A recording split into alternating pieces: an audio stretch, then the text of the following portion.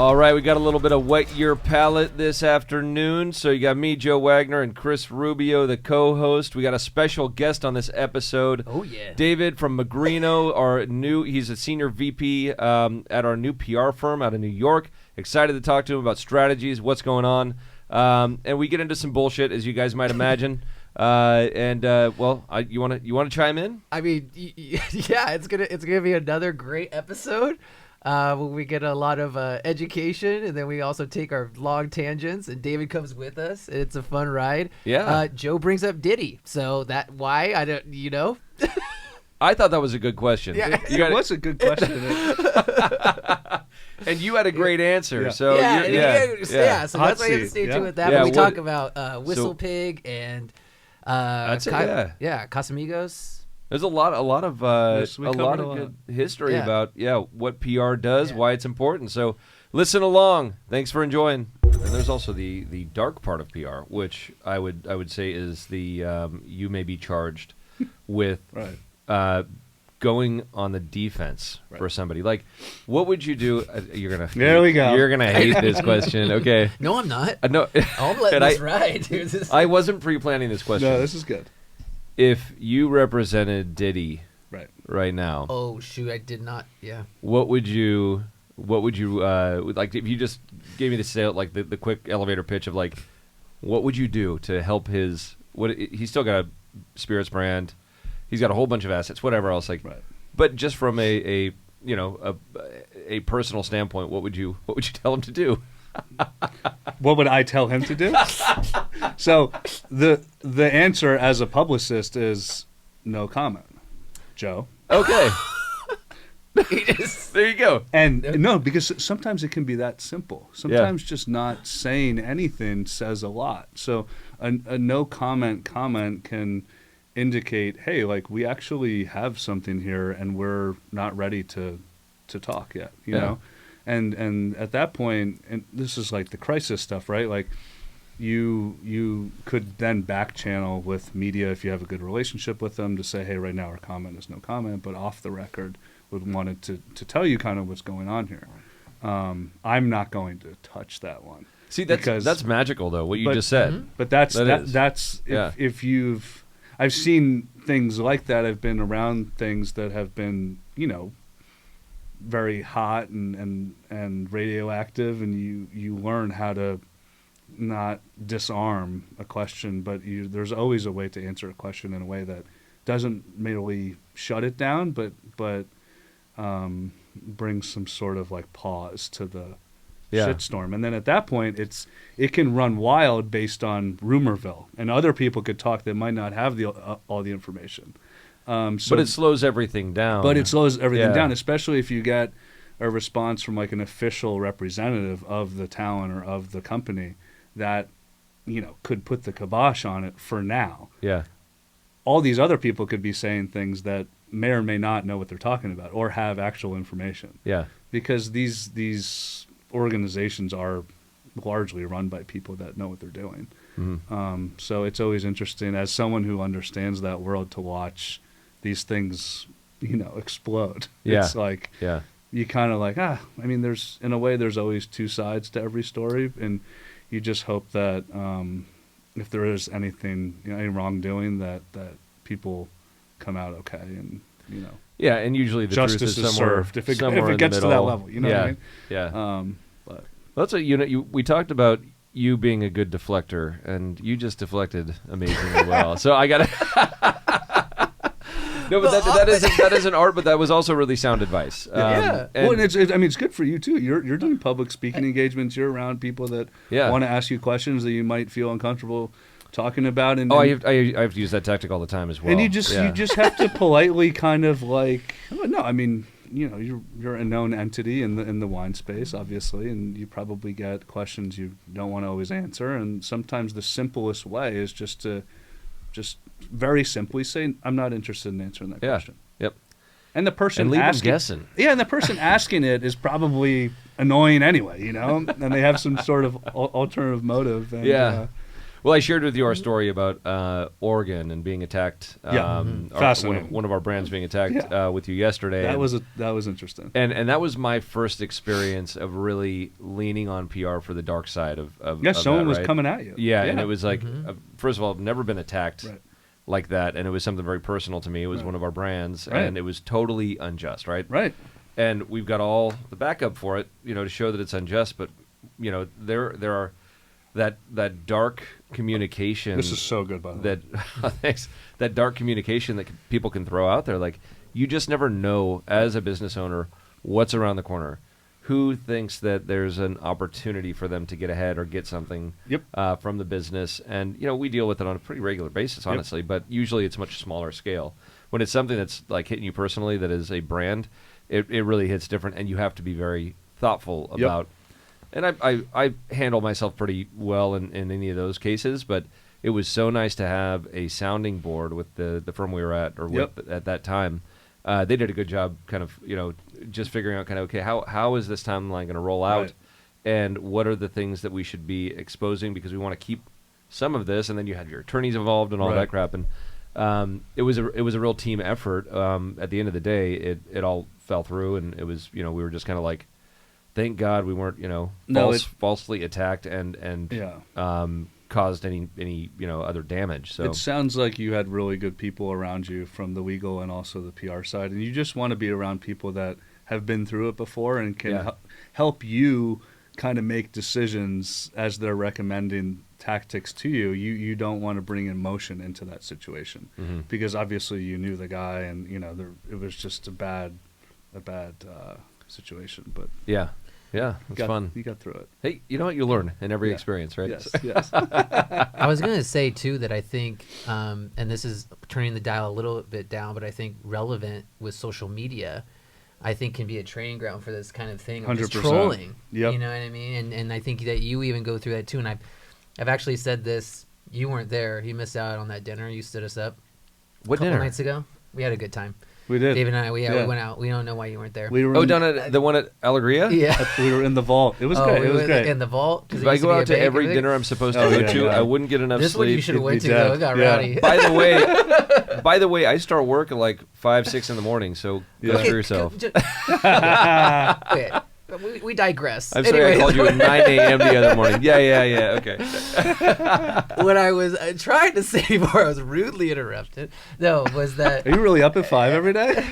Yeah, I like early. Amazing. Okay. I do like sleeping in though sometimes. As long as I'll get back to that. But it's all about kids, right? Yeah. If they keep me up, which they're young and like 100%. But that's the only difficulty I'm in the thick of it right now. Yeah. Social media, go. I was going to say, so social media, but I was actually giving you some good props, okay, about how you deal with the haters, and that happens also with like our content. We're trying to do stuff fun. We're trying to just be engaging. It's positive, but you're going to get people, which we call, the haters, that will come. And I feel like what's really great is that you have a great way of actually engaging. I feel you're one that likes it. You will actually go on there and you want to hear them. You're like, okay, well, tell me where you're coming from with this, or let me help if we can educate. So I think the way that I look at it is that it keeps the conversation going, and it does dive deeper into the details, and they give me the opportunity to correctly state what the realities are, because social media is an amazing platform to have a public argument. Yeah, because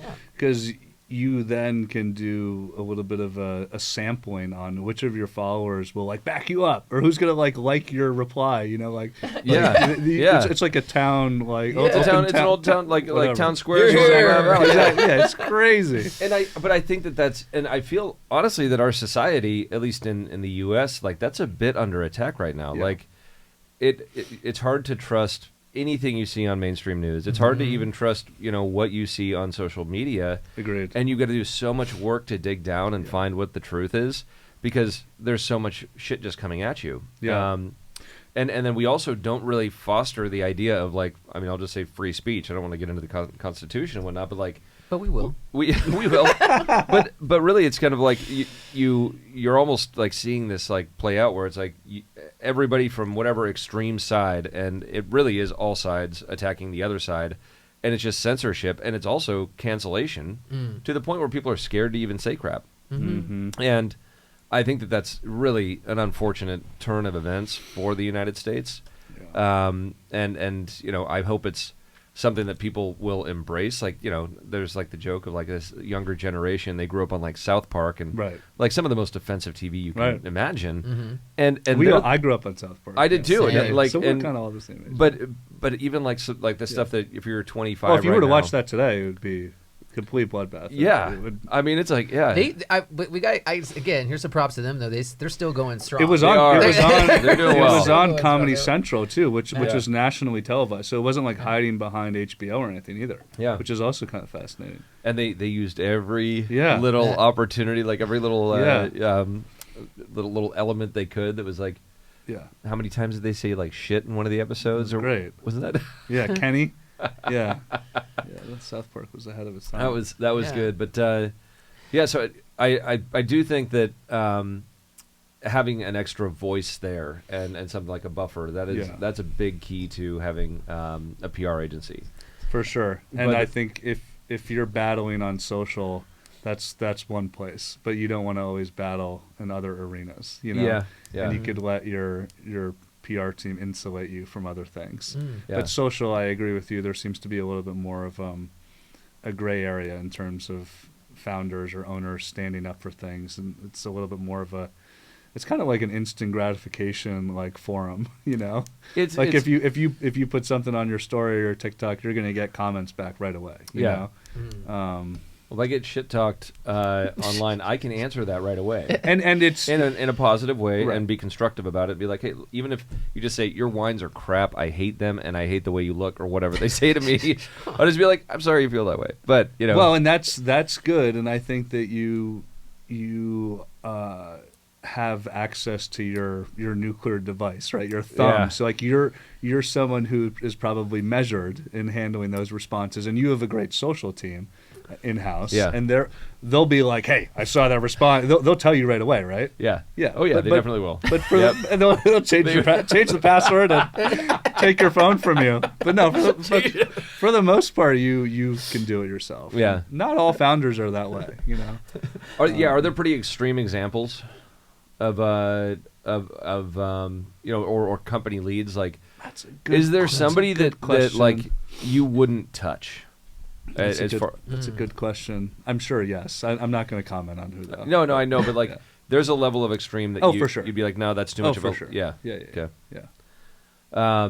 So I am really excited about one thing that we're going to be working on with you and your team at Magrino, and that's collaborations and partnerships and that sort of thing. And whether it's people that are working with you currently or people that you just have known from your vast array of experience that you've done over your 15 years in this industry. So why don't you talk a little bit about kind of what you've seen as like maybe your favorite, not necessarily even the most successful, but what you found to be the most impactful for Magrino, for the company you're representing, and of course also the customers that were seeing it. What was the most impactful collaboration? Good question. It would take some time for me to think about my favorite one, but there's overall in general there's been a lot of good examples of limited edition bottles debuts tied to artists. So using like a bottle as like an art canvas. I'll speak more generally about like what avenues I think are good for brand partnerships, opposed to giving specific examples. Okay. But I think like art collaborations with brands, I think cause marketing initiatives are really interesting. So pairing a brand up with the right charitable component. I think that, for example, some of the stuff you guys are doing in the sports world with Major League Baseball and other things like that, or reaching a new audience and then dropping the hammer with that partnership is getting the brand in front of new people. That's what I'm most excited about is that breaking down the walls of kind of like, nobody thought that you could have fine wine in a stadium, and we went and did it, and it's like amazing. Yeah, like, this and is good. So and other people might not understand it, but it's crushing it for the company. So you're then kind of checking that box with like the sports industry. Yeah. And what's exciting for people like me is like we look at your brand and company holistically and we say, okay, they're punching into sports. How can we do that better? These are things you're already doing, right? We just need to attach ourselves to it and help guide on how to maximize a partnership. Yeah. But then it's also looking at like what are some of the other genres that we could approach for partnerships. So like the Kenny Flowers thing, that was fun. Yeah. You know, so that was like you guys tested the water with the little apparel thing. How do we go bigger? Do you do more stuff with Kenny? Do you explore other things? I think there's a lot to work with.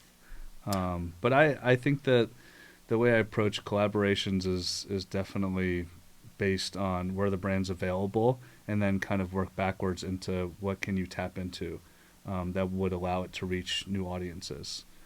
Well, that is a big focus for us, has been for a couple years, and I feel like we're It's still tough with the just national scratching the brand surface. too, because you have an opportunity to go so mass. I mean, you're doing things like with the USO, so that is obviously huge. That's huge, and that gives us other opportunities in the market. But that really is kind of more specified to. There's a regionality to it. A lot of people Right. don't know what the USO is about, Yeah. and that's unfortunate. It's a great cause, but we've done the buy a bottle, plant a tree with Elawan in the past. We've planted over 1 million trees, and No Kid Hungry with Yep. Bowen. Kind That's of back to awesome. farming, all that. So we've really Awesome. employed or deployed some of those things that were causes that were close to us. The fires and wanting to plant trees, and that kind of sparked the interest there. Yeah. But it's always something, everything's cyclical, right? Yep. You want to kind of, we'll go back to that. We've had a couple things we've done that have been very consistent. Right. And they all need to be meaningful to somebody within the organization, but also helpful to people out there. So, like our rosé, we donate a portion of the proceeds to breast cancer Mhm. research. That's because I lost a colleague years ago to breast cancer. So Mhm. little things like that are kind of evergreen, and we really we try not to publicize a lot of those a lot, Right. So it's like you can be philanthropic if there's a marketing element that not only shows that we support these causes and that we know other people support them too, and it makes them feel good that we're giving back based on the proceeds of the business. Then I think that that's something worthy of bringing out there and exposing to a large audience. And the advice I could give on cause marketing especially is pick things that you can be in it for the long haul. Don't be a flash in the pan relationship. So choose things that have a runway to grow with, like the tree initiative is a perfect example, and obviously some of the other things you talked about. That you don't want it to be so small that you can't just continue to grow with. And obviously things that you're passionate about and the team's passionate about. Yeah, it is, and I mean it's also a lot of fun. I mean, what comes out of that is like, how do we? I mean, we're like, if it's Ella1 and USO, we're like doing all these mock-ups of doing these just emblazoned red, white, and blue labels. We're like, I'll do a special edition. Yeah, This is awesome. Like, yeah. it's pretty fun. And then that's the fun part of marketing too, by the way. I know. It's like you get to bring something to life, and then you get to bring these different tactics to it. And oh my goodness, like you might get to benefit someone, aside from enjoying the wine, but like, wow, this is going to go towards XYZ. And this just like makes you kind of feel all warm and fuzzy inside. And we've talked about this on other podcasts, but in this building, actually, he should take you to his what we call the dungeon. Oh boy! But it's his little, it's his workroom, right? And you got my your velvet packaging couch in office. there, and it's got a real vibe to it. But you got, I mean, you can speak to that. That's but it. It's like you're hands on. We're like 100 feet away from it. It's it's like just a little room that we built, and I spend a couple hours in there a week and just knocking out packaging. So. Like I did not know that. Yeah. That's amazing. Earlier today, I'll bring you up there after this. Okay, good. Yeah, and no, the camera crew cannot come. We to call the it a dungeon? dungeon because it's private. This is the black ops. This is the black site. And for all you perverts out there, it's not a dungeon like that. It's just. All right, Joe, I'll turn off the cameras. Ours is winking. He's like, we're not. It's full of bottles. Like it is. That's amazing. And by the way, it's an absolute mess right now. So Yeah. I gotta. Yeah, it's. I mean, it's an arts and crafts room. Cool. Yeah. Yeah. So when we talk about something like the new Elawan packaging, Yeah. what's really cool is when you get to see the behind the scenes. I was like cool for me to see you because when you were working on that bottle before it came to life, and you were using, it was like a whiteout for Oh, the God, design yeah. of the sun. You're messing around with different things and the lighting, and you have your It little like, literally is arts showcase. and crafts. But and you like, you Yeah. know you have been in the game long enough. You know what works for you, and you set up little areas that allow you Yeah. to be your most creative self, or you can get your largest output from that environment. yeah. Like for me, I like to go for a long walk, or I'll listen to a specific type of music, or Yeah. I'll like have to be by myself for a while. Like my brain gets working in a different way. Yeah. Tap into other things. Go sober for 3 Go months. sober for 3 months. Yeah, I mean, geez, that is just amazing. 75 hard. 70. So I still have to do You're what?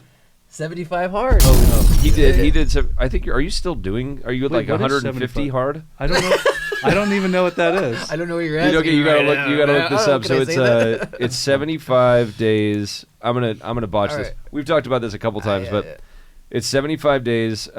No alcohol. Wow. No snacking. Same kind of regular eating routine. So that's what happens is when you stop drinking alcohol, your Yeah. body craves all of the sugars that are in the alcohol, and then you snack more. Got So it. then there's this common misconception of people that stop drinking are going to lose all this weight. Some people do because they control their snacking. Yeah. I'm one of these people that I need to start You snacking. just- So I'm like, shit. I know I'm still gaining weight while I'm not drinking. You're like on Well- Amazon. You're just ordering all Yeah, of. You're exactly. like, oh my god, sour ropes. Yeah. Okay, so with the 75 hard, you have to choose a diet, but it doesn't specify which diet. Okay. So, with these because you were talking about like diets like Atkins or something like that, Yeah. where you're cutting out these carbs, right? Right. And then you're going to hit those carbs after 75 days Right. and just blow up, right? Right. Deprive your body. But yeah. Yeah, so it is a shock to the system, right? Yeah. and it does, and there are some really. It's not just physical health and diet, but it's also really part of it is mental health. I don't think they talk about that, but it's kind of like Yeah. they want you to meditate and they want you to read That's Yeah. awesome. a self-help book on for a period of time every day. All these little things, but I swear, like once you stop, like I mean, when you take, and I'm not an advocate for just cold turkey for the rest Yeah. of your life unless that's the thing that you need to do. 100% agree. But to take little moments like that, Yep. like when I did my little 4-month stint, I mean, honestly, the reason I did it was I was getting a physical for, Wait, that's Yeah. actually amazing. and so I feel like I should have said that. You might have to delete that art. No, so I did. I was like, man, I want to get back into shape and I want to feel good and whatever else. And so I did that, and didn't really change my diet, and worked out just like it normally would Yeah. and whatever else, and felt great. And I was like healthier than I was in my last physical like 10 years ago. Incredible. But I picked up like woodworking. Wow. The amount of shit. My wife was pissed. She's like, "Can you please stop?" You Like, got all just- these hobbies. You're I'm like, thinking no, I just clearer. can't. I can't stop. Like, Yeah. and it was but you get laser focused on stuff. It was really I loved it. yeah. It's crazy too when you get into something like that. It seems at the beginning you're like, how am I going to fit all this in? All this kind of stuff with 75 hard. You're working out twice a day. One has to be outside. The 10 pages you're reading and all the other stuff that goes along with it. But then once you're halfway in, you realize You're how bought into powerful it. the habit is when you Interesting. create the habit. Yeah. That you're not really even thinking about it. Wow. Now you're just kind of moving, doing other things, and then you can realize, wow, there actually is.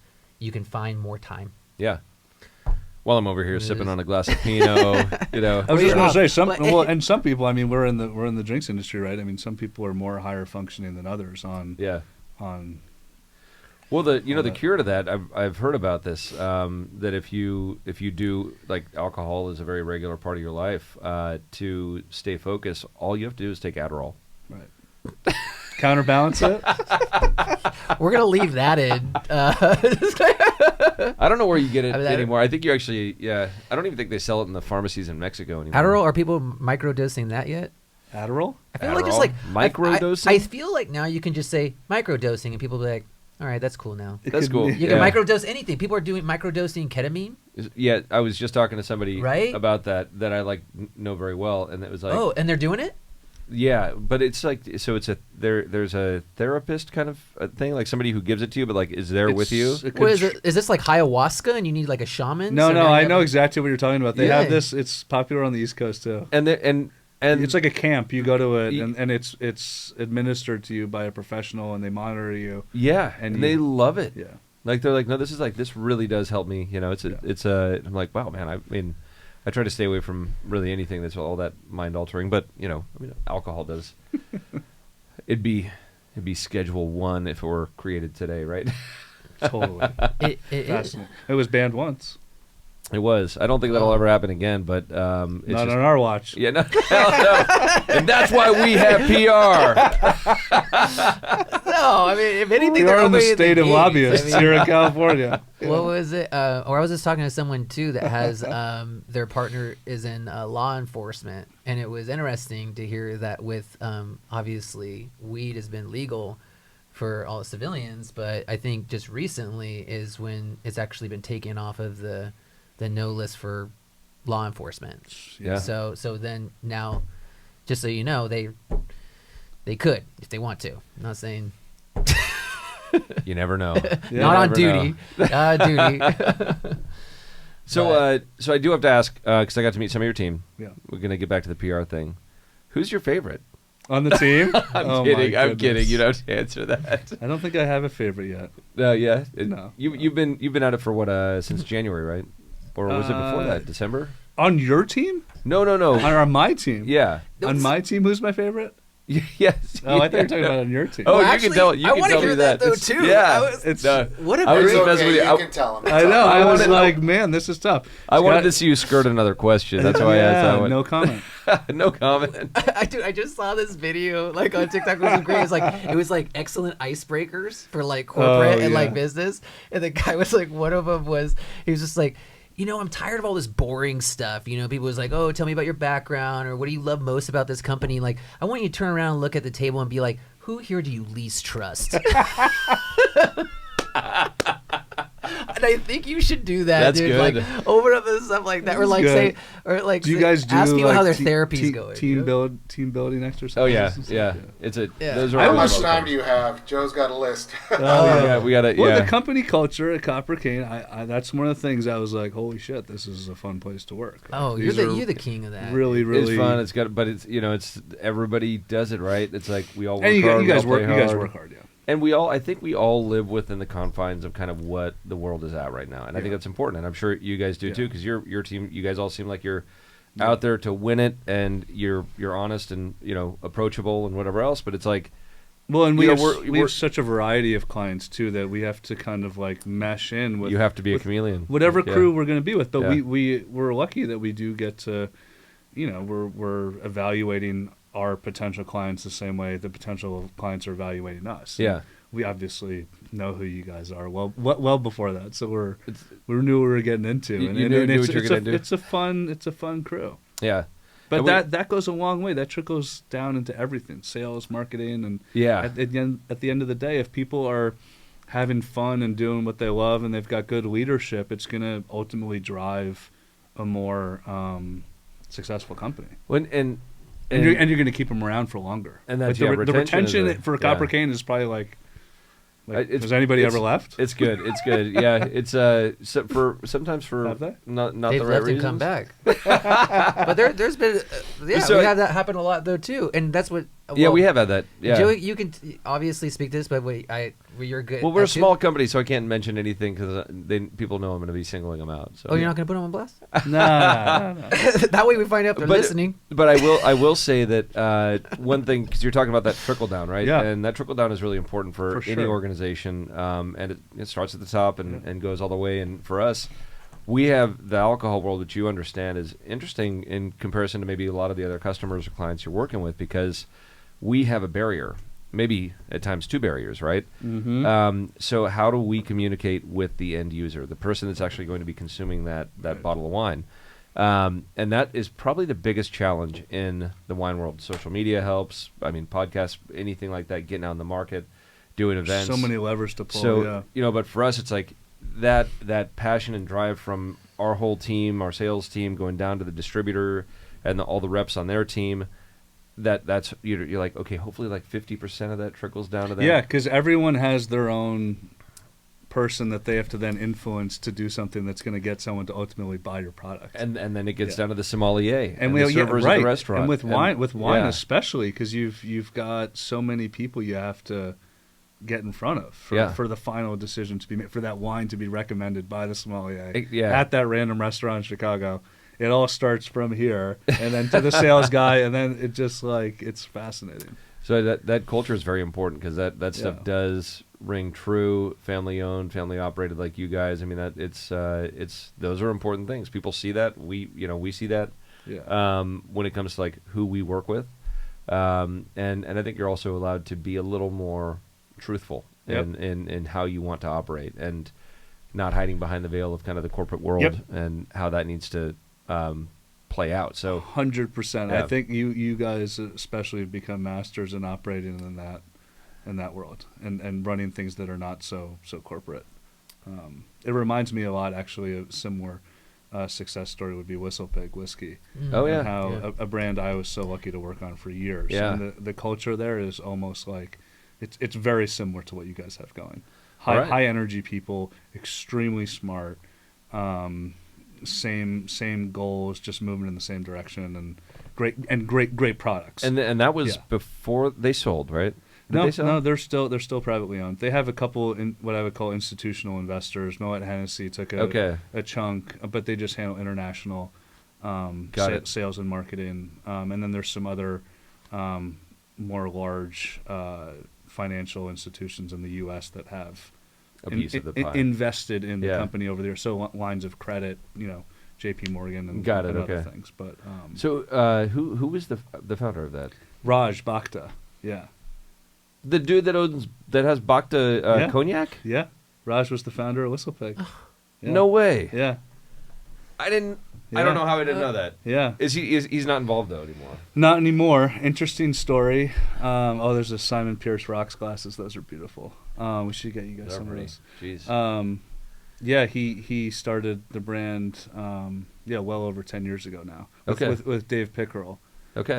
Known as the Johnny Appleseed of whiskey. Huh. Consulted on more than 100 distillery openings across the U.S. and was the master distiller for Maker's Mark. Okay. Dave Pickerel. Oh. Yeah, and I've probably met him I've heard the name. I've never met him though. Oh, okay. Yeah. But and then Raj, this was his idea concept, was to effectively purchase all of the old age statement rye whiskey, which 10 years ago was bonkers. Asinine. Why the fuck would you want horrible this idea? random 10-year-old Canadian whiskey? What a stupid idea. Who's going to drink this? And they essentially created a new market.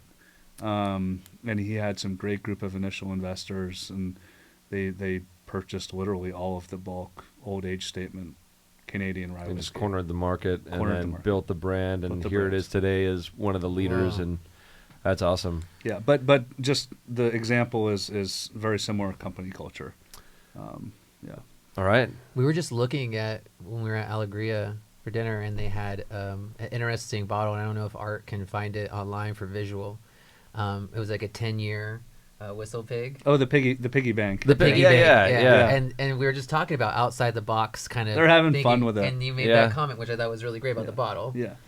But so they could have put the. So this is what I love about them. It's a serious product, right? Yep. Yes. But they know how to have a little fun Exactly. and be And human about it, It's right? a 10-year-old. It's probably 160, 180, just because it's kind of in a limited edition vessel. And the vessel is a pig, which is horizontal. Yeah. And the pour is out of the butthole. Yeah. So you're pouring it. That's great. It's great Talk stuff. about showmanship at a bar too. It's the That's best. everybody would love to see that. It's like, that's awesome. It's even got the wax closure, dude. You gotta unwrap that, baby, right? And I have one for you guys here. No, I just got. Well, it made me think about that. I told that We'll story get you about. out. I'll reach out. I'll text Jeff. Oh no, we've got some actually next door. Oh, do you? Yeah. Oh, sweet. I'll show it to you right after this Yeah, one. there Right we over go. there. There's yeah. the visual there for it those is. that are watching, but we. Oh my God! got It's up on screen. $500. It's $600. Oh no, this must be a secondary. Yeah. Wow. So, all right, I got one more question. 'Cause I Okay. think we're wrapping up. So you've worked with a lot of owners, operators. On a scale of 1 to 10, with 10 being the high risk and 1 being low risk, where do I stand from a liability standpoint in my own company? 10 being the highest. Yeah. And 1 being the lowest. Yeah. Let me find some drum roll on my audio. Give me a second. Yeah, please. No, I Post. You're a 1. You're a 1. Really? Yes. You're you're doing. Don't tell me what I want to hear. I Whoa, mean, don't tell him. I don't know if you Yeah. can tell him that, dude. He's gonna raise it. well, I was talking to our head of HR what? this morning, and she was telling me, she's like, "You have gotten so much better than from I when I think- started, like 8 years ago." And I was like, Wow. "I was bad." She's like, "Oh, you were Well, horrible." I will say I've known of you, and we've never met until recently, and this is a new official relationship that we have. But just what I've seen, I think the people that work for you are fully committed, and that's the proof is in the pudding. You know, the company's doing great, and you're at the top, and I would. Well, thank you. That's all good. But I thought I'd be like up there somewhere, not near like 7, 8, 9, 10. But yeah, anyways. I bet Art. Do you have an opinion? Because you seemed kind of excited about this. I was going to say I'm the new guy here. I can't come in and throw a 10, right? David, at this point, you can do whatever you want. No. But I listen. It's a business. You guys are killing it. I'm not going to tell you how to run the business, and you are who you are, and you're doing things differently, and that is affecting change, and Hopefully, growing the market for wine in general. there you go. Because that's something that we want to. The numbers I saw today were bonkers. We're in a different. I mean, well, I'm saying we as a wine world are in a different world right now than we Right. were 5 years ago and beyond, and we're really happy to be where we're at as Yeah. a company within an industry that is struggling. So it's we're going to keep it going. But these are the things that are important, right? You want to hit on every cylinder, and that's like whatever we're doing in marketing, whatever we're doing on the quality, the pricing, all that, and getting the right people in place, the right Yeah. groups like you guys in PR. So we're really happy to be working with you guys, and I'm looking forward to figuring out what the hell we're going to collaborate on. I know. It's What's exciting. next? Because I think that from where we were at to where we're going, it's there's going to be a lot of opportunities out there that are going to be a lot of fun, and at the end of the day, it's going to be something that is going to be a game changer for wine for the consumer or the new consumer of wine, and that's what we're going for. Yeah. Here. I can't. All right, I can't Let's wait. go. Full speed ahead. David, thank you. Yeah, thanks thank for you, coming. guys. You're awesome. Yeah. Thanks, man. No, that was Thank a you. blast. All right, well, thank you for joining us again on another episode of Go With Your Palate. Yeah. Looking forward to working with Magrino, and we will be around. We'll see you next time. We'll be talking a lot. Yeah. Keep on listening. Cheers and thanks. Hell yeah. Welcome Thanks, to the guys. team. Yeah, man. Awesome. Peace.